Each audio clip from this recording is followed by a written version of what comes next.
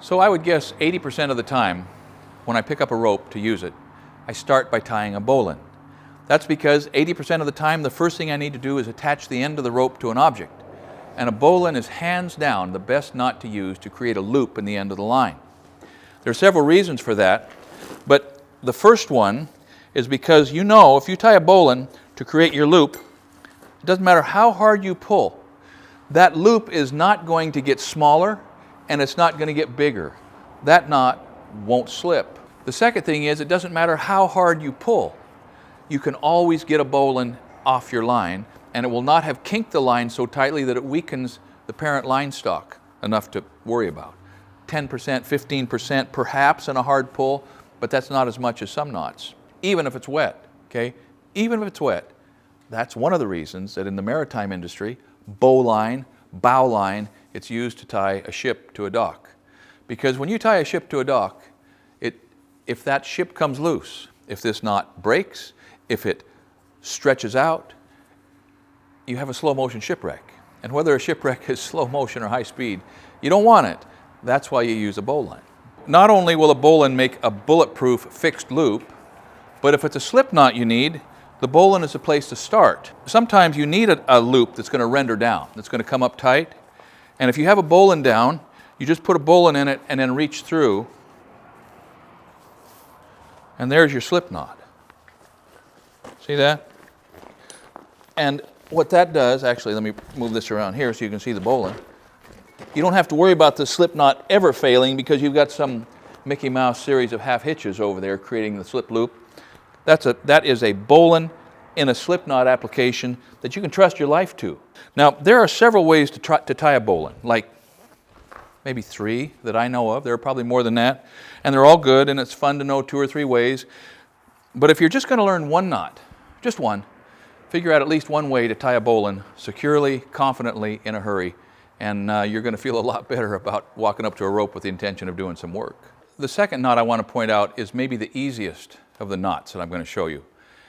It's a knot that sometimes you think, well, that's almost not even a knot. Not a knot. And it's something that if you have it in your toolkit, you may not realize that you would ever need it until the moment comes that you need it, and you'll go, aha, a Larks Head will do it. One of the advantages of a Larks Head is it's a loop, a sliding, a choking loop that goes in instantly. See that? Now you've seen that. You've done it. You've played with string and done that, and you might not even know it's a knot. It's a Larks Head. So you remember how I mentioned that a bowline is the way to put a loop in the end of a rope. Well, a Larks Head is one very good way to put a choking or a sliding loop in the middle of a line. See that? We're in the middle of the line and we need a loop that's going to come tight. Wham! You got a loop that came tight. Let's say this is 16 feet long. You got a man up on a scaffold who needs it up there. He's up there 20 feet. He drops you a rope. Maybe he drops you a 50-foot rope. You get to about the middle of that rope. You make your Larks Head. You throw it around your 4x4. You render it down. And while he lifts it, you have a tag line on the ground that can control the ascent. You see that? He can lift on one of the ends while you're letting the other end slide through your hand, controlling the ascent. And the act of holding that bitter end makes the knot very safe. Most of the time that I use a Larks Head, I'm using it to secure the end of a string line to a nail. Makes a dandy little slip knot, and it can be in the middle of a line. Maybe I'm coming over to a nail in both directions. It gives me a way to tie off, secure enough, can't trust your life to it, but you can certainly trust it to hold the end of a string line, and it comes off in a moment. You just grab that middle bite, and you're free. So it's a very nice little knot. Sometimes it's the only one that'll work. Now, if you ever have to tighten a rope down on a trailer, if you're securing a load and you don't want it to loosen up in the wind and you don't want it to vibrate loose, and you've got to get it way tighter than you can pull it, and you've got to hold it tight while you're securing the final knots, and every time you try that, your rope slips and it's never quite tight, this is the knot. It's the trickiest knot I'm going to show you. It's also my favorite knot. I love this. It's called a sheepshank. I learned to tie it when I was 11 years old. Now, a lot of guys who actually know how to tie knots, who know how to handle ropes, will use a trucker's knot in this situation. But A trucker's knot, it's not as good. Sorry guys, now you may bust my chops, but it's just not. It takes longer to tie, takes a lot longer to untie, and it can put a knot in your line that'll take you 10 minutes to weasel out of there by the time you get where you're going and it's been hot and cold and wet and it's been frozen a couple times. That trucker's knot can really be hard to get out. This is the knot that I use every single time that I'm tying a load down that has to stay put. Imagine that this anvil is actually one of the sides of your load, one of the sides of your trailer, the side that you're going to tie off and then stretch in the other direction. Imagine that this is the other side of your trailer and you pass around a hook or through a D-ring or whatever you want. What you want to create is a situation where you've got a pulley to help you get mechanical advantage.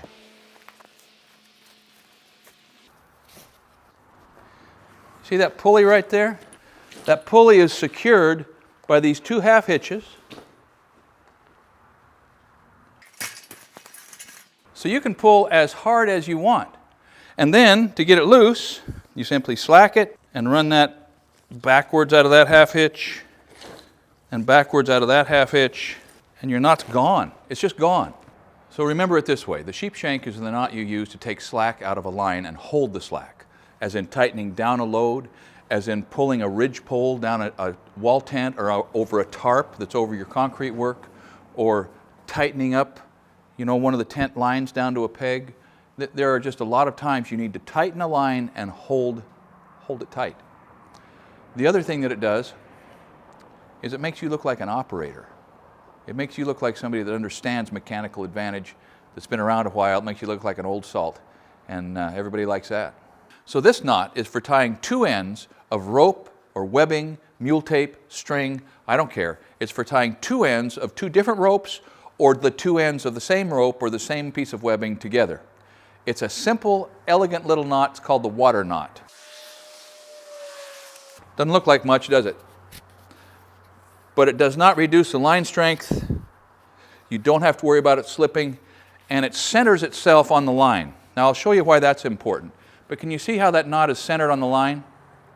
That's why I use it. When I break a string line, when I have two pieces of line of string that I have to tie together because I don't want to waste 100 foot of line or something, or I'm getting short, but I still want to stretch it down a form, and the form's 60 or 80 feet long, and I don't want to just put a big overhand knot there or any kind of a big ugly series of half hitches, because it all hangs off one side of the string and could push itself off the form and make my form crooked. I use a water knot because it centers on the line. You see that? That water knot kind of centers itself on that string. So you can stretch that down the edge of your soffit or down the edge of your slab on grade or wherever you're using your line. And the worst you're going to be pushed off of straight is maybe half a line diameter, which is not too much. And it will never slip. So the other piece of magic about a water knot is you might be pretty good with rope. You might know how to tie a knot in a piece of rope and get some work done. But if you walk up to a piece of webbing and want to tie a knot in it, it's easy to be a little confused, right? So that is a cool thing about a water knot, that it will join two pieces of webbing perfectly. So the knot that I use in construction more than any other is a knot, and I don't even know the name of it. How about that? But over and over, a carpenter has to pull a string line tight and hold it tight. And when I say tight, I mean really tight. Tight enough to pull the nail out, tight enough to break the line. You have to get a string line tight or it's no good. And you can't hold it tight with half hitches. I don't care how many you stack on there. So this is the easiest knot you're ever going to tie, and the most useful if you're in construction. I'd twist it 5 or 6 times, 7 times. 4 doesn't seem to quite hold it. Now you can pull it with this one hand and take the slack up with the other, and then just pull the bitter end back. Bingo. Look at that. Seinfeld all over again. Okay? That is a cool knot.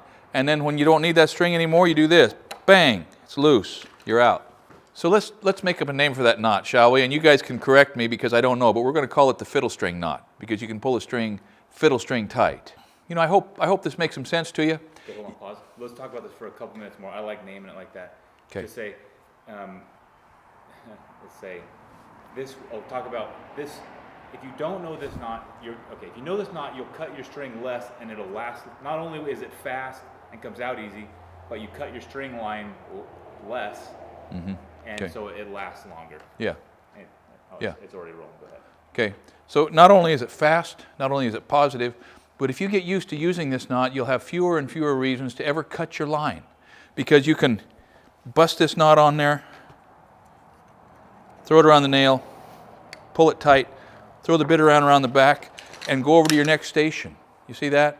You can just take it right over, and you can throw the Larks Head over here, put it on your next nail, wham, off to your next point, and you haven't cut that string once. I hope that these knots are useful.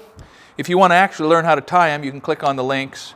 We've got the videos up that'll go through it in slow motion, because everybody has to learn knots in slow motion.